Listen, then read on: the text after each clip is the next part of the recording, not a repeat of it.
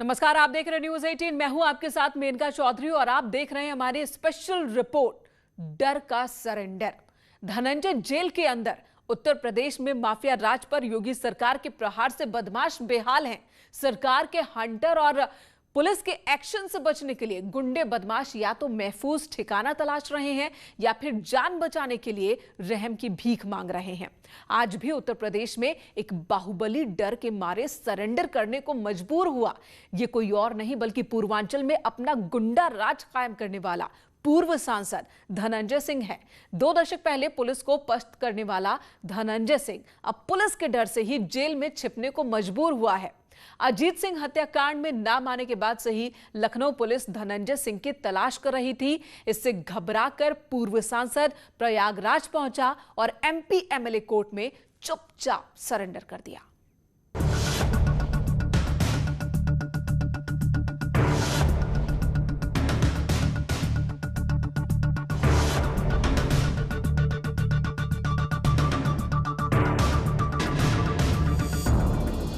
सफेद कमीज और नीली जींस पहनकर वकीलों और पुलिस से घिरा ये शख्स पूर्वांचल का डॉन धनंजय सिंह है। गुरुवार की सुबह प्रयागराज की एमपी एमएलए कोर्ट में अचानक हलचल बढ़ गई। इससे पहले कि पुलिस कुछ समझ पाती, धनंजय सिंह ने सरेंडर कर दिया। लखनऊ में हुए अजीत सिंह हत्याकांड के मामले में पुलिस धनंजय सिंह की तलाश कर रही थी। इसीलिए पुलिस से बचने के लिए धनंजय सिंह कोर्ट की शरण में जा पहुंचा। बाहुबली पूर्व सांसद धनंजय सिंह ने आज प्रयागराज के एमपी एमएलए स्पेशल कोर्ट में सरेंडर कर दिया है। और दरअसल लखनऊ पुलिस को उनकी तलाश थी। पूर्व ब्लॉक प्रमुख अजीत सिंह हत्याकांड में वांछित चल रहे थे और लखनऊ पुलिस ने 25,000 का उन पर इनाम भी घोषित किया हुआ था। अजीत सिंह हत्याकांड के मामले में नाम आने के बाद से ही लखनऊ पुलिस धनंजय सिंह की तलाश में जुटी थी। कई जगह छापे भी मारे गए थे, लेकिन वो चकमा देने में कामयाब रहा। कोर्ट में अपने वकीलों के साथ धनंजय सिंह पहुंचे लगभग 11:15 बजे, जिसके बाद उन्होंने यहां पर सरेंडर किया है। ऐसा बताया जा रहा है कि जौनपुर जिले के कुटाहन थाने में 2017 में एक मुकदमा दर्ज हुआ था। उस मुकदमे में वो जमानत पर थे और आज अपनी बेल बॉन्ड कैंसिल कराकर वो जेल जा रहे हैं। पुलिस धनंजय सिंह की गिरफ्तारी के लिए जाल बिछा रही थी, लेकिन बाहुबली नेता ने अपना शातिर दिमाग लगाया और कानून का सहारा लेकर ही खुद को पुलिस की गिरफ्त में आने से बचने के लिए सरेंडर का पैंतरा चल दिया। अभियुक्त धनंजय सिंह के बेल बांड को माननीय न्यायालय स्पेशल जज एमपी एमएलए द्वारा निरस्त कर दिया गया और कोर्ट मुहर्रिर को निर्देशित किया गया कि वे जेल के नियमानुसार अभियुक्त धनंजय सिंह को जेल में दाखिल करना सुनिश्चित करें। पूर्व सांसद फिलहाल गिरफ्तारी से तो बच गया है और कोर्ट ने उसे नैनी जेल भी भेज दिया, लेकिन सवाल यही है कि आखिर वो कब तक बच पाएगा? आखिर कैसे वो अपने काले कारनामे छुपा पाएगा और कब तक अपना माफिया राज बचा पाएगा? क्योंकि योगी सरकार लगातार अपराधियों पर शिकंजा कस रही है और उत्तर प्रदेश को गुंडाराज से मुक्त कराने के लिए हर मुमकिन कदम भी उठा रही है। सर्वेश दुबे, न्यूज 18, प्रयागराज। बाहुबली धनंजय सिंह पर लखनऊ में 6 जनवरी को हुए पूर्व ब्लॉक प्रमुख अजीत सिंह की हत्या की साजिश रचने का आरोप है। इस मामले में उसके खिलाफ गैर जमानती वारंट जारी होने के साथ साथ 25,000 रुपए का इनाम भी रखा गया था। साथ ही पुलिस ने उसकी अवैध संपत्ति पर शिकंजा कसने की तैयारी भी तेज कर दी है।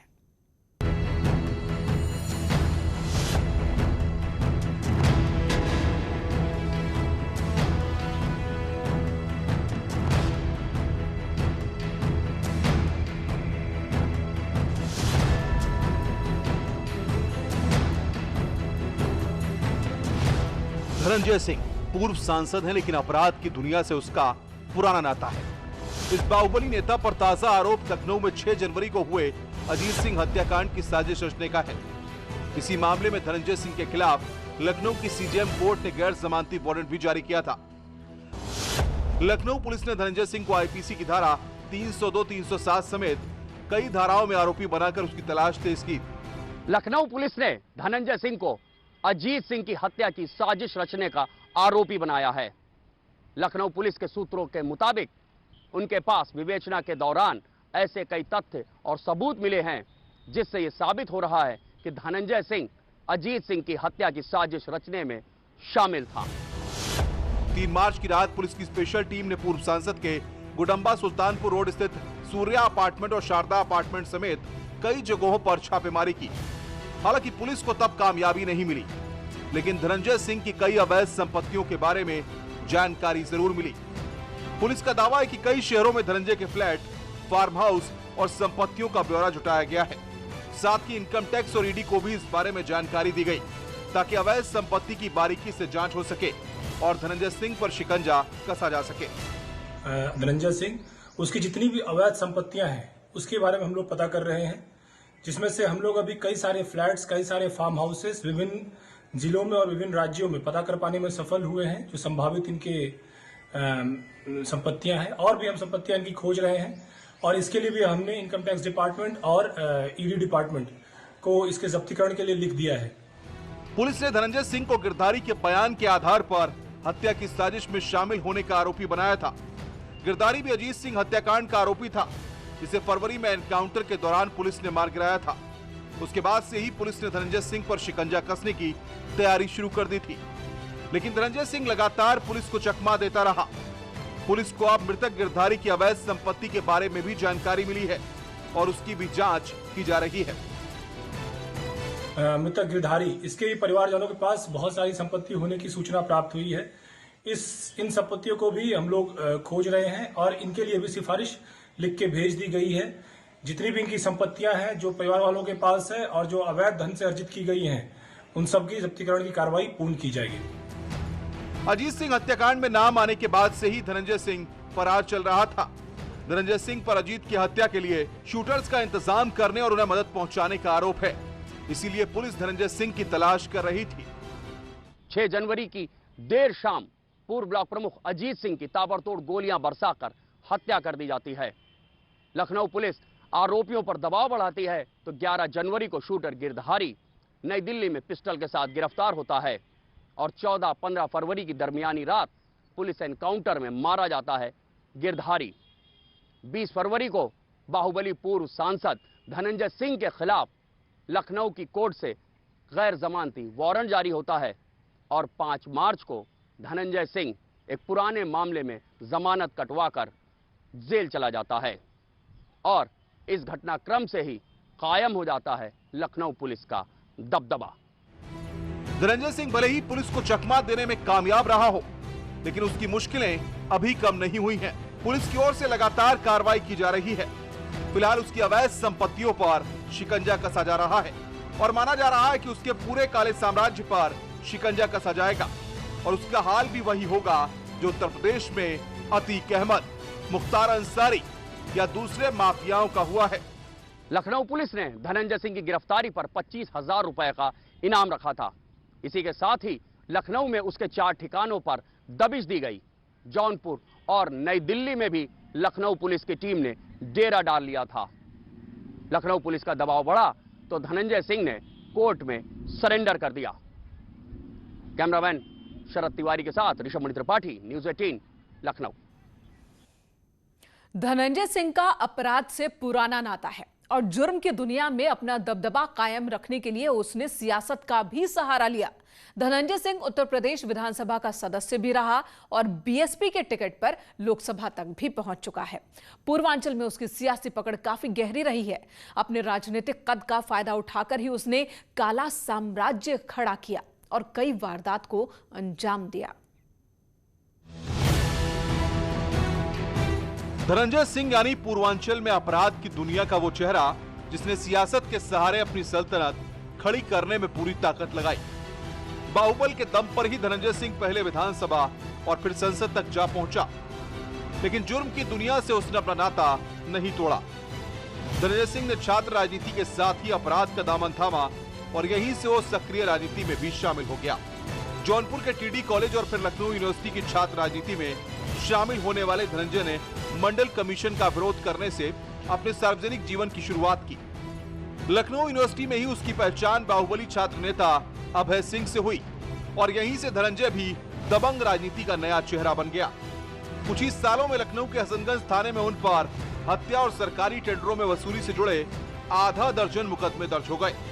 1998 तक 50,000 के इनामी बन चुके धनंजय सिंह पर हत्या और डकैती समेत 12 मुकदमे दर्ज हो चुके थे। उसका एक ग्राफ बढ़ता गया और पूर्वांचल में उसकी दहशत भी बढ़ती गई। धनंजय सिंह अपने बाहुबल के दम पर लोगों को डराता रहा। और कानून से भी खिलवाड़ करता रहा। देश की राजधानी नई दिल्ली और प्रदेश की राजधानी लखनऊ से लेकर प्रदेश के कई जिलों में धनंजय पर कुल 37 मुकदमे दर्ज हैं। हालांकि सूत्र बताते हैं 24 मुकदमों से धनंजय बरी भी हो चुका है या उनमें फाइनल रिपोर्ट लग चुकी है। अपराध की दुनिया में जड़े जमाने के बाद धनंजय सिंह ने पीछे मुड़कर नहीं देखा और वो लगातार अपनी ताकत बढ़ाने में जुटा रहा। इस बीच 1998 में पुलिस ने धनंजय सिंह को एनकाउंटर में ढेर करने का दावा भी कर दिया। दरअसल 17 अक्टूबर 1998 को पुलिस को मुखबिरों से 50,000 का इनामी बदमाश धनंजय सिंह और उसके 3 साथियों की लूट की योजना के बारे में जानकारी मिली थी। इस जानकारी के आधार पर ही पुलिस ने छापा मारा और फायरिंग में 4 लोगों को मार गिराया। पुलिस ने दावा किया कि मारे गए बदमाशों में धनंजय सिंह भी शामिल है, लेकिन करीब 5 महीने बाद फरवरी 1999 में धनंजय सिंह पुलिस के सामने आया तो भदोही पुलिस के फेक एनकाउंटर का राज खुल गया। इसके बाद धनंजय सिंह की अपराध की दुनिया में पकड़ और भी मजबूत हो गई और फिर उसने जौनपुर की राजनीति में भी अपना सिक्का जमाना शुरू कर दिया। यहां से वो 2022 में पहली बार विधायक चुना गया, 2007 में भी विधानसभा पहुंचा और 2009 में बीएसपी के टिकट पर लोकसभा सांसद बन गया। संसद, विधानसभा, थाना, कोर्ट, कचहरी, हर जगह धनंजय सिंह रहा है। छात्र राजनीति से ही सक्रिय राजनीति में आया धनंजय सिंह बसपा के टिकट पर एक बार सांसद बना तो 3 बार विधायक भी रह चुका है। सियासत के जरिए धनंजय सिंह पूर्वांचल में अपनी अलग छवि बनाना चाहता था, लेकिन अपराध के साथ उसका रिश्ता कायम रहा। धनंजय सिंह के पारिवारिक जीवन में भी हमेशा उथल-पुथल रही। धनंजय सिंह ने 3 शादियां की। उनकी पहली पत्नी के शादी के 9 महीने बाद ही संदिग्ध परिस्थितियों में आत्महत्या कर ली थी। दूसरी पत्नी डॉक्टर जागृति अपनी घरेलू नौकरानी की हत्या के आरोप में नवंबर 2013 में गिरफ्तार हुई थी। इसी मामले में सबूत मिटाने के आरोप में धनंजय सिंह भी नामजद हुए थे। बाद में जागृति से उनका तलाक हो गया और 2017 में उन्होंने एक व्यावसायिक परिवार से आने वाली श्रीकला रेड्डी से पेरिस में तीसरी शादी की। नौकरानी की हत्या के इस केस के बाद 2018 में माफिया डॉन मुन्ना बजरंगी की हत्या को लेकर भी धनंजय सिंह का नाम उछला। जुलाई 2018 में बागपत जेल में मारे गए मुन्ना बजरंगी की पत्नी सीमा सिंह ने अपने पति की हत्या की साजिश का आरोप लगाकर सुर्खियां बटोरी। पुलिस को दी एक लिखित अर्जी में सीमा ने कहा था कि धनंजय ने उनके पति की हत्या इसलिए करवा दी क्योंकि वो 2019 का लोकसभा चुनाव जौनपुर से लड़ने वाले थे। इस विवाद के बाद मई 2020 में धनंजय सिंह को पुलिस ने जल निगम के प्रोजेक्ट मैनेजर अभिनव सिंघल को अपहरण और जान से मारने की धमकी देने के आरोप में गिरफ्तार किया। इस केस में जमानत मिली तो धनंजय सिंह का नाम लखनऊ में हुआ अजीत सिंह हत्याकांड में सामने आया और फिलहाल वो सरेंडर कर चुका है। कानून का शिकंजा कसा तो ढीला पड़ा बाहुबली, सरेंडर कर पहुंचा सलाखों के पीछे। ये सरेंडर नहीं, संदेश है उन सभी माफियाओं, बाहुबलियों और अपराधियों के लिए जो कानून को समझते हैं खेल, लेकिन कानून के लंबे हाथ उन तक पहुंच ही जाते हैं।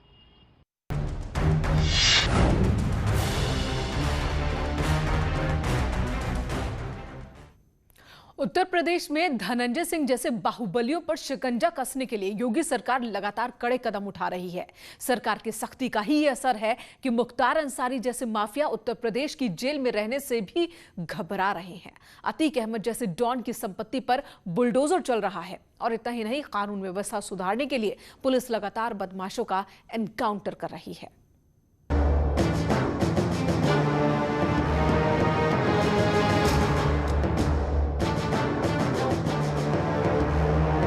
बाहुबली धनंजय सिंह ने कोर्ट में सरेंडर करके फिलहाल खुद को पुलिस से बचाने की चाल चली है, लेकिन उत्तर प्रदेश की योगी सरकार जिस अंदाज में माफिया राज पर नकेल कस रही है उससे साफ है कि आने वाले दिनों में धनंजय के काले साम्राज्य का भी खात्मा जरूर होगा। लखनऊ पुलिस पहले ही धनंजय की अवैध संपत्तियों पर शिकंजा कसने लगी है। वहीं सत्ता पक्ष ने भी साफ किया कि उत्तर प्रदेश में गुंडाराज पूरी तरह खत्म होगा और किसी को भी राज्य का माहौल खराब करने की इजाजत नहीं दी जाएगी, फिर चाहे वो कितना ही बड़ा नाम क्यों न हो। उत्तर प्रदेश में योगी आदित्यनाथ के शासन में कोई भी बाहुबली हो, पूर्व सांसद हो, विधायक हो, वर्तमान विधायक हो, यदि उस पर सरकार जान रही है कि अपराधी है तो उस पर कठोर कार्रवाई करने से हिचक नहीं रही। उन पर भी नाम रखा गया था। मुझे लगता है जो दुर्दांत अपराधी हैं सब डर के मारे सरेंडर कर लिए। पहले दिन से सरकार ने कहा था या तो अपराधी जेल में चले जाए या उत्तर प्रदेश से बाहर चले जाए, नहीं तो उनका राम नाम सत्य होगा। कोई भी अपराधी किसी भी लेवल का, आप देख रहे हैं मुख्तार अंसारी की हिम्मत नहीं हो रही उत्तर प्रदेश में आने में। सरकार अपना काम कर रही है और इससे साफ है कि धनंजय सिंह की मुश्किलों में अब इजाफा होने वाला है। इस पूरे प्रकरण पर विपक्ष ने यूपी पुलिस और सरकार के रवैये पर सवाल उठाए हैं। कांग्रेस ने सवाल उठाया है कि आखिर एक इनामी अपराधी पुलिस को चकमा देने में कैसे कामयाब हो गया।